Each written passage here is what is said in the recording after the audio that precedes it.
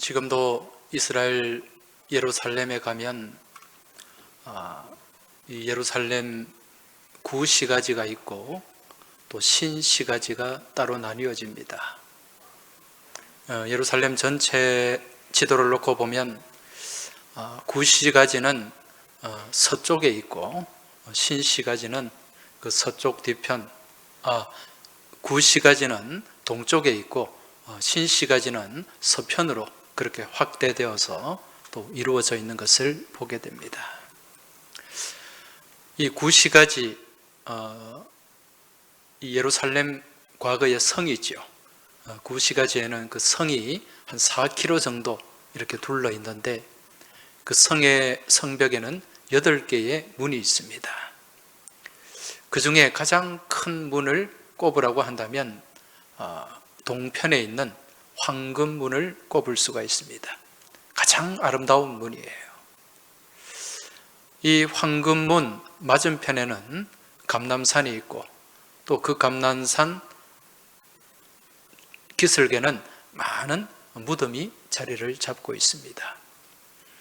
이스라엘 사람들이 생각할 때 메시아가 강림하게 되면 이쪽 동편으로 황금문을 통해 예루살렘에 들어온다는 그런 믿음을 갖고 있어요. 그래서 이 동쪽에 있어야 제일 먼저 메시아를 맞이할 수 있다는 그 생각으로 그 황금문 건너편에 많은 무덤을 쓰고 있다는 거죠. 이제 이 예루살렘 황금문과 이쪽 감람산 사이에 계곡이 하나 있습니다. 골짜기가 하나 있는데 그 골짜기를 기드론 골짜기다 그렇게 부릅니다. 또 다르게는 기드론 시내다 그렇게 부릅니다. 평소에는 이곳이 늘 말라 있어요. 말라 있기 때문에 우리가 생각하는 시냇물처럼 그렇게 물이 흐르지는 않지만은 우기가 되면 비가 내리면 가끔 이제 이 골짜기로 물이 흘러가게 됩니다.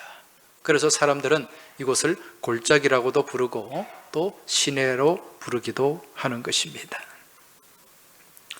이곳은 예수님 당시에도 무덤들이 많이 있었어요.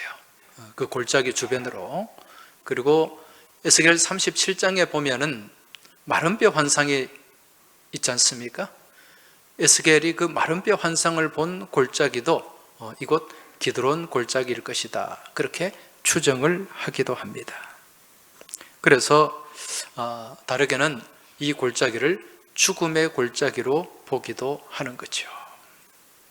이제 오늘 본문을 보면 예수님께서 제자들과 함께 이곳 기드론 시내를 건너서 동산으로 가셨다 그렇게 말씀합니다.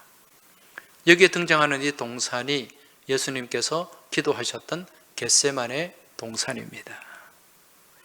그런데 오늘 좀 특이한 것은 신약에 이 기드론이라고 하는 지명이 딱 한 번 등장하는데 오늘 본문에 등장해요.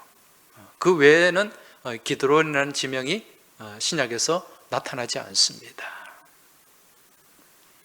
우리가 이러한 사실을 통해서 볼 때 여기에 조금 특별한 그런 메시지가 담겨 있다는 것, 이것을 우리가 짐작할 수 있다는 거죠. 자, 그렇다면 그 메시지가 무엇인가? 우리 예수님이 체포당하시고 이제 십자가에 못 박히시기 전에 이 기드론 골짜기를 건너가고 죽음의 계곡을 통과하셨습니다. 예수님께서 이 기드론, 이 죽음의 계곡, 또 다르게는 무덤의 계곡이라고 할 수 있는데 이곳을 지나면서 무슨 생각을 하셨을까요? 지금 예수님은 십자가를 앞두고 있지 않습니까? 그래서 그 십자가를 앞두고서 겟세마네 동산에 기도를 하러 가셨습니다.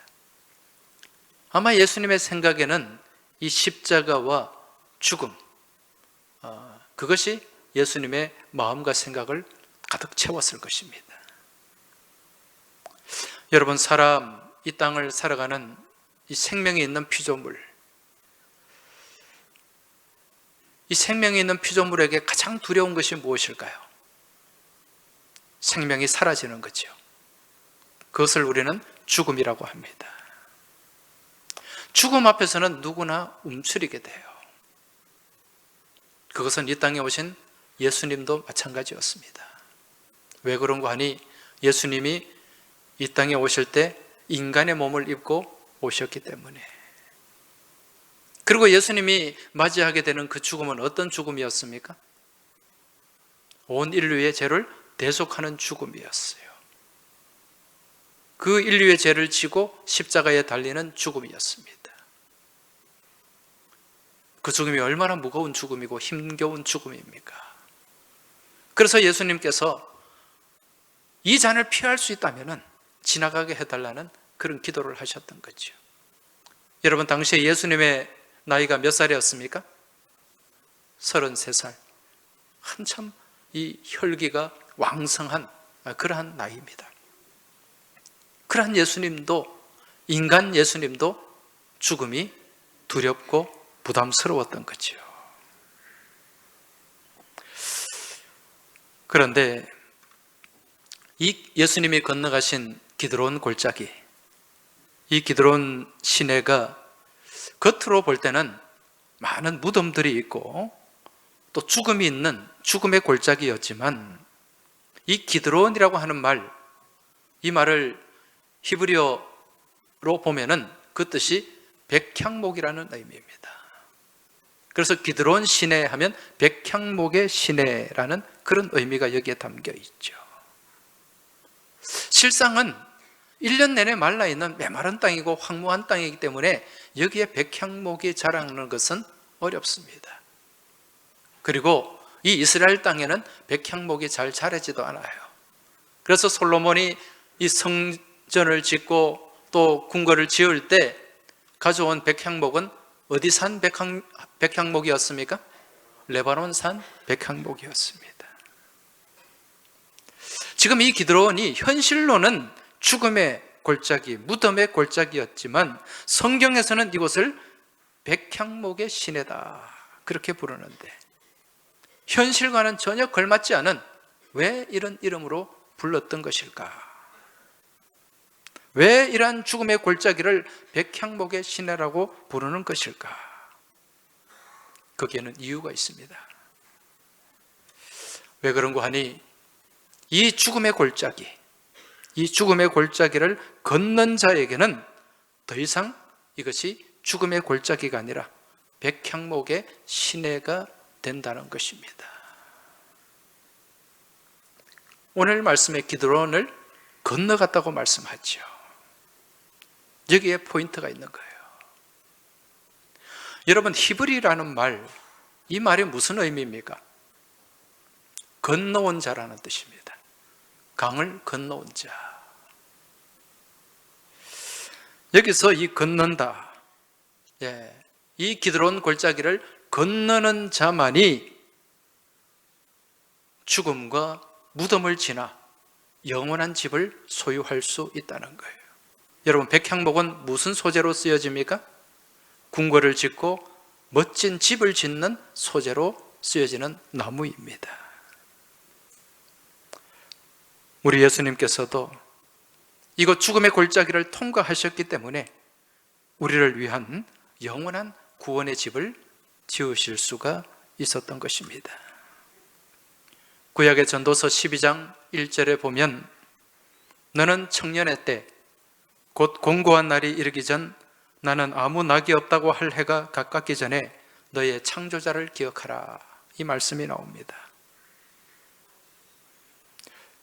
이 말씀은 가능한 한 빨리 젊을 때 창조자를 기억해야 된다, 창조자를 바라봐야 된다는 말씀이 있죠.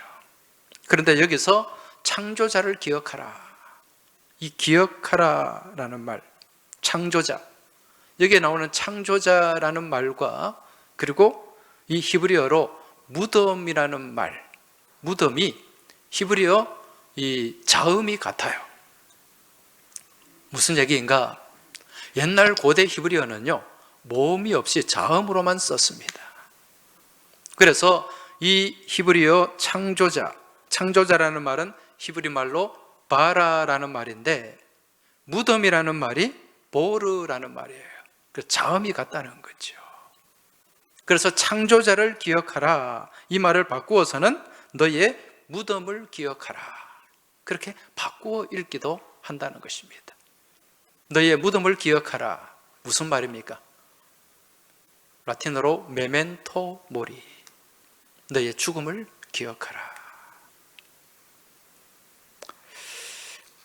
지금 이스라엘 사람들이 이처럼 너의 창조자를 기억하라 너의 무덤을 기억하라고 읽는 이유는 단순히 자음의 모양이 같기 때문에 그런 것이 아닙니다. 자기의 무덤을 기억하는 자, 자기의 무덤을 생각하는 자만이 자기 생명의 창조자를 바라보고 생각하고 기억할 수 있다는 심오한 믿음이 있기 때문에 그렇다는 것입니다. 다시 말씀드리면 죽음을 건넌 자만이 영원한 집을 소유할 수 있다는 것이죠. 그렇습니다. 평소 자기의 무덤을 생각하고 또 자기의 죽음을 생각할 줄 아는 사람만이 자기의 약함을 인정하게 돼요.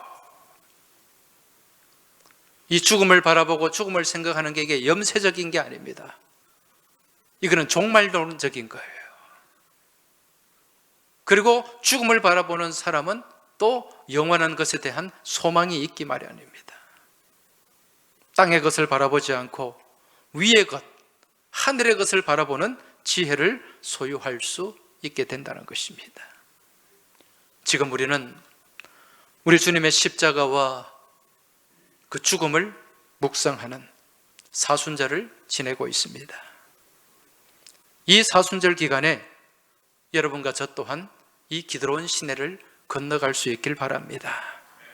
십자가를 통한 죽음과 부활을 묵상하는 가운데 무덤과 죽음의 골짜기를 지나서 아름다운 부활의 영광이 있는 백향목의 시내를 소유할 수 있길 우리 주님의 이름으로 축원합니다. 이제 예수님께서 이 기드론 시내를 건너서 어디를 가셨는가? 감람산 중턱에 있는 겟세마네로 가셨습니다. 오늘 말씀에 보니까 이 겟세마네는 예수님이 제자들과 함께 평소에 자주 찾았던 곳입니다.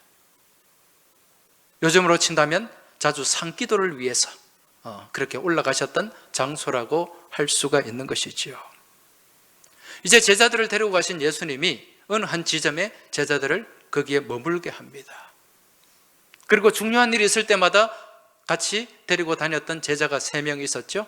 그들이 누구입니까? 베드로와 야고보와 요한입니다. 이들을 따로 데리고 좀 더 깊숙한 곳으로, 한적한 곳으로 이제 이들을 데리고 가서 예수님이 거기서 기도를 하십니다. 내가 저쯤 가서 기도할 테니까 너희들은 여기서 기도해라. 그리고 예수님은 그곳에서 온몸에 이 실핏줄이 터지는, 모세혈관이 터지는 그런 피땀을 흘리면서 거기서 애절하고 간절하게 기도하셨습니다. 그렇게 기도하시는 동안에 제자들은 우리 주님과 함께 해달라는 그런 간절한 소망을 가지고 옆에서 그쪽에서 모여서 중보 기도를 하고 그렇게 눈물과 콧물을 흘리면서 그곳에 있었습니까? 전혀 그렇지 않죠. 뭐 하고 있었습니까? 자고 있었습니다. 졸고 있었습니다. 예수님이 그렇게 기도하는 동안 그 중에 좀 낫다고 생각되는 이 3명의 제자들 마저 거기서 졸고 있었다는 거죠. 그래서 예수님이 1시간도 기도할 수 없느냐 그렇게 이들을 향해 탄식을 하셨던 것입니다. 여러분, 이게 누구의 모습입니까? 이게 우리들의 모습이죠. 지금 우리가 예수님을 믿고 따른다고 하면서 믿음의 삶을 살아간다고 하면서 제대로 기도하지도 못하고 깨어있지도 못하고 순간순간 영적으로 잠이 드는 그 모습, 이 모습이 오늘 우리들의 모습이라고 할 수 있습니다. 예배 시간에도 마찬가지잖아요. 예배 1시간 드리는데 이 시간을 견뎌내지 못하고 오늘 조는 분이 아무도 없네요. 자, 이처럼 지금 예수님이 이제 기도를 다 마치셨을 때 예수님을 찾아온 무리들이 있었습니다. 그들이 누구였습니까? 오늘 말씀 3절을 보시기 바랍니다.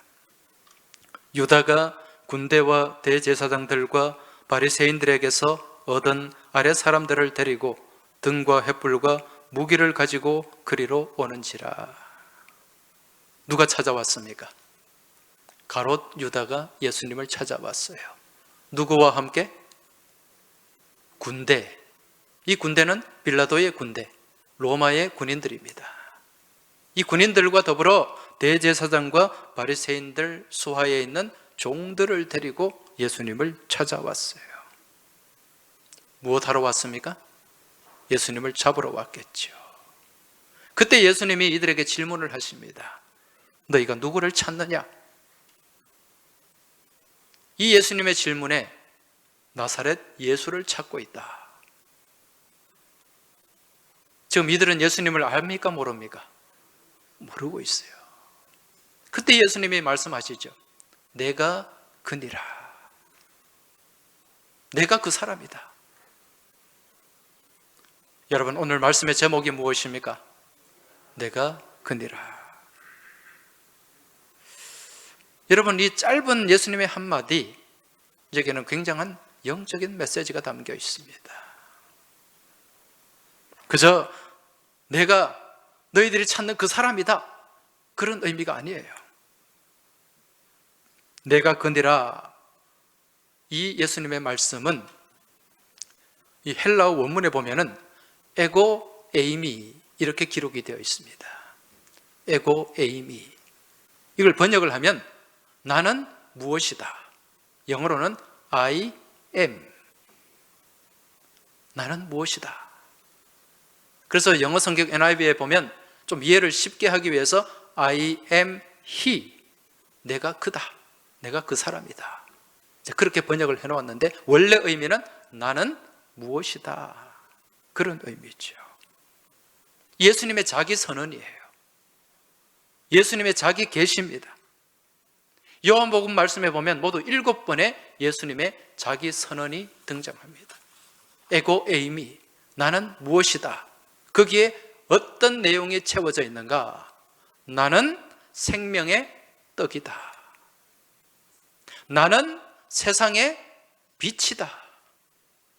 나는 양의 문이다.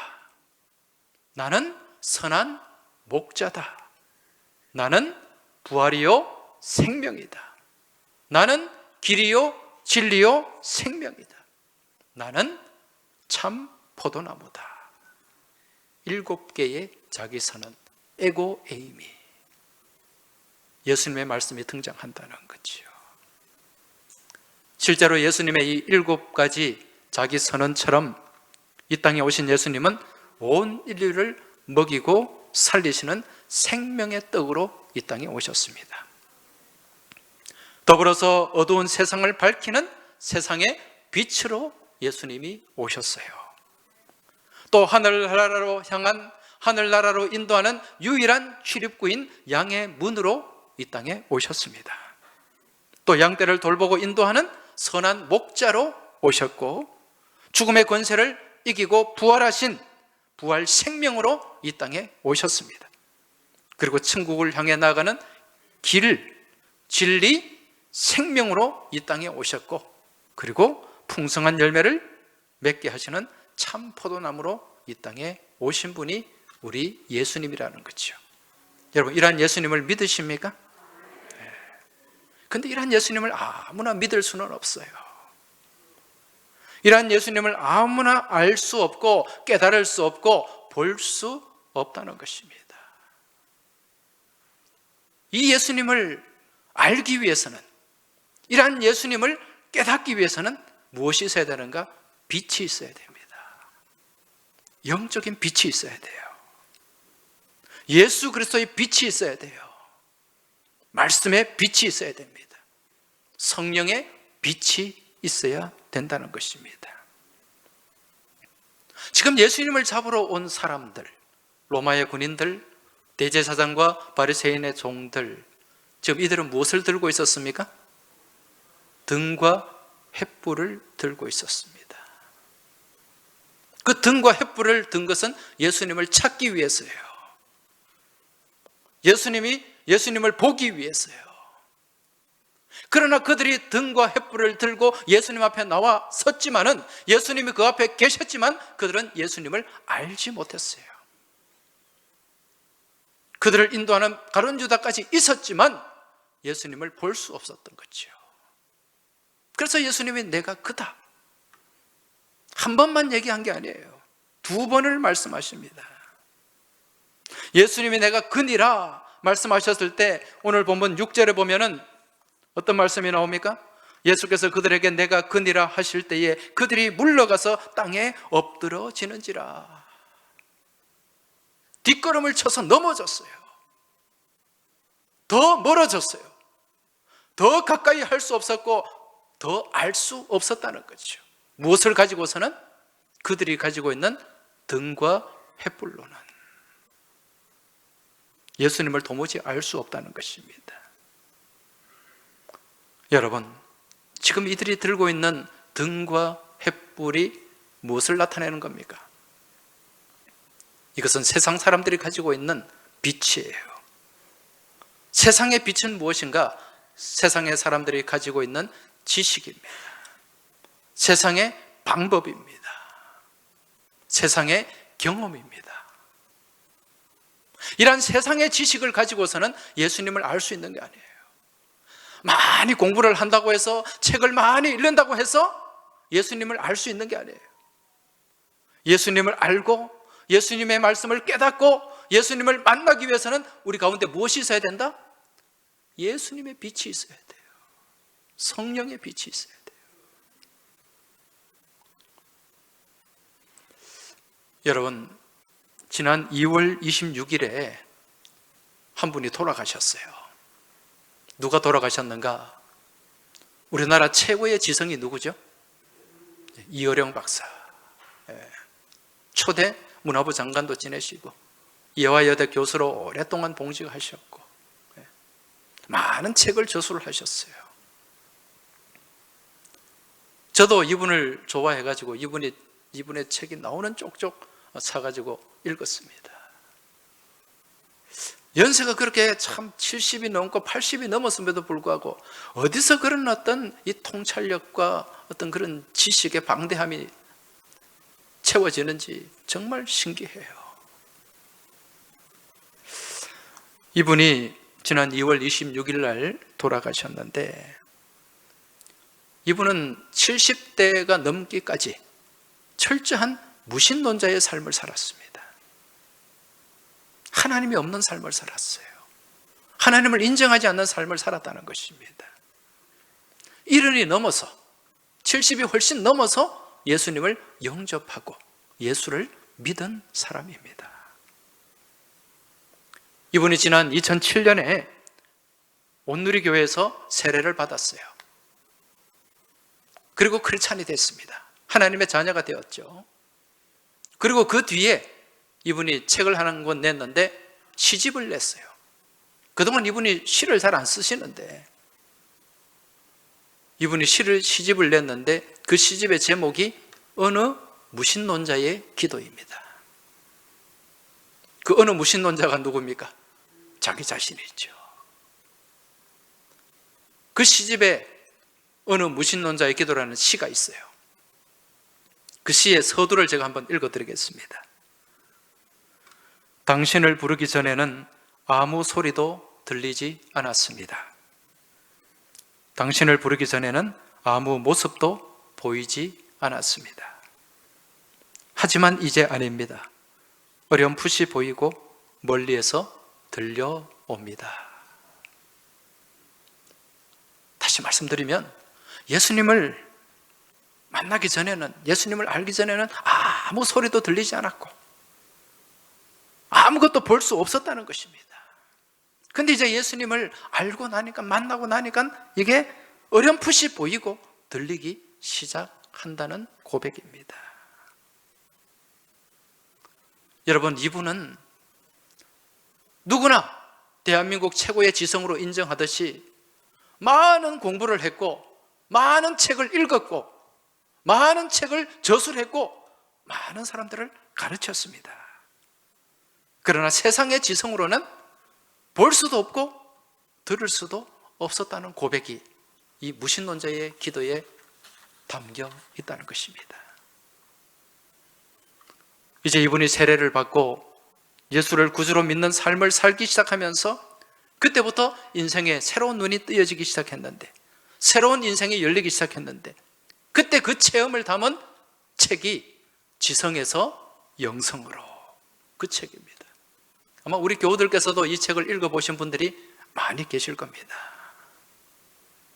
이 책에서 이 이여령 박사는 사람의 인생과 세상의 눈을 뜨게 해준다는 인간의 지성, 인간의 지식, 이것이 얼마나 제한적이고 얼마나 폭이 좁으며 얼마나 한계가 있는가, 이걸 얘기를 하는 거죠. 그러한 이 이여령 박사의 그 고백, 그것을 잘 설명해 주는 말씀이 오늘 우리가 읽은 본문의 말씀이에요. 지금 예수님을 찾기 위해서, 예수님을 만나기 위해서 올라온 이들 로마 군인들과 대제사장 바리새인들의 종들이 들고 있는 이 등불, 이 횃불, 이것으로는 예수님을 도무지 알 수 없어요. 예수님을 만날 수도 없고 예수님이 누구인지도 알 수 없다는 것입니다. 다시 말씀드리면 세상의 빛, 세상의 지성, 세상의 방법을 가지고는 안 된다는 것입니다.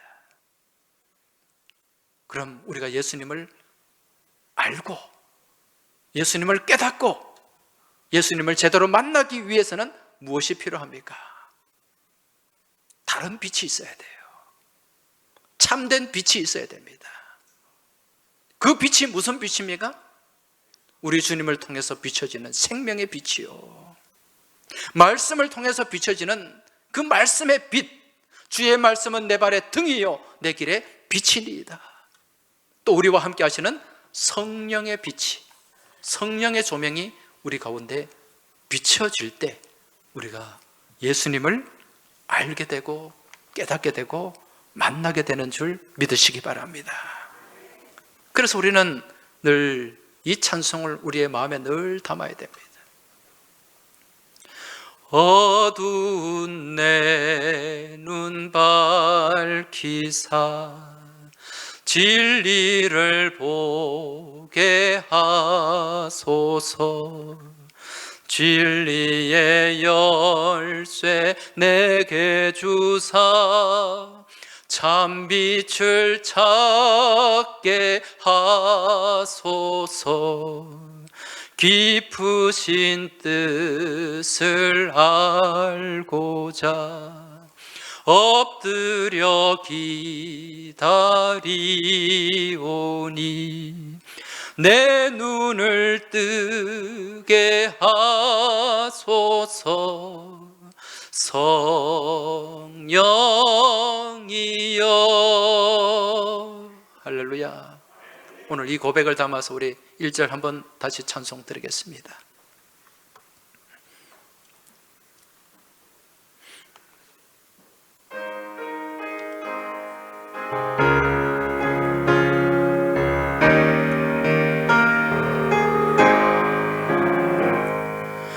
어두운 내 눈 밝히사 진리를 보게 하소서. 진리의 열쇠 내게 주사 참빛을 찾게 하소서. 기쁘신 뜻을 알고자 엎드려 기다리오니 내 눈을 뜨게 하소서. 성령이여.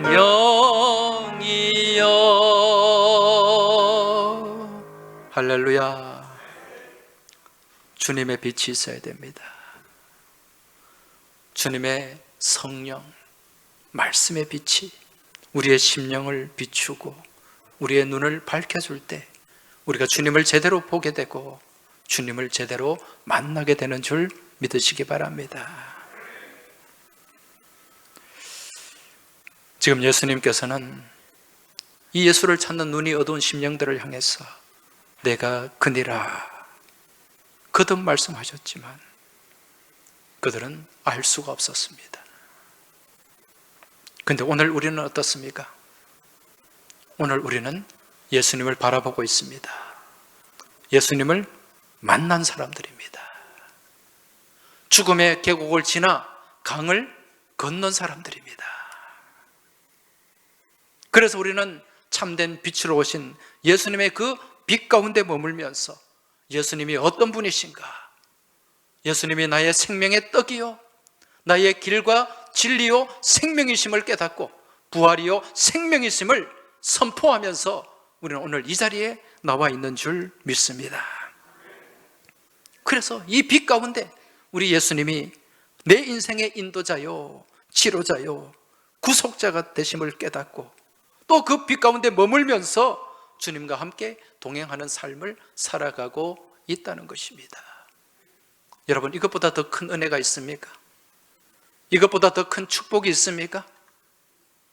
다른 무엇과도 바꿀 수 없는 은혜요 축복입니다. 세상에서 가장 귀한 보물, 세상에서 가장 큰 선물 되시는 우리 예수님을 우리가 지금 만나고 소유하고 그 안에 살아가고 있다는 것, 이것보다 더 큰 은혜가 없다는 거예요. 여러분, 무엇으로 이 은혜와 이 축복을 바꿀 수가 있겠냐는 것입니다. 여러분, 오늘 그 은혜에 감사하실 수 있기 바랍니다. 그 축복을 바라보며 기뻐하며 하나님께 영광 돌리시길 주의 이름으로 축원합니다. 오늘 우리 옆에 계신 분들과 그 은혜와 축복을 좀 나누시기 바랍니다. 한번 따라 하시기 바랍니다. 옆에 계신 분들에게 말씀해 주세요. 조금 길면 이게 헷갈리는데 잘 들으시고 하셔야 됩니다. 당신은 이 세상에서 가장 큰 은혜를 받은 사람입니다.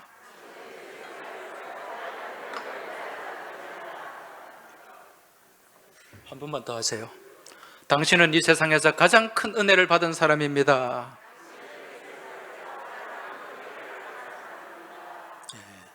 그리고 옆에 계신 분들에게 한 번 더요. 당신은 이 세상에서 가장 큰 축복의 소유자입니다. 할렐루야. 믿으십니까? 가장 큰 은혜를 가지고 계십니까? 가장 큰 축복을 소유하고 계십니까? 네.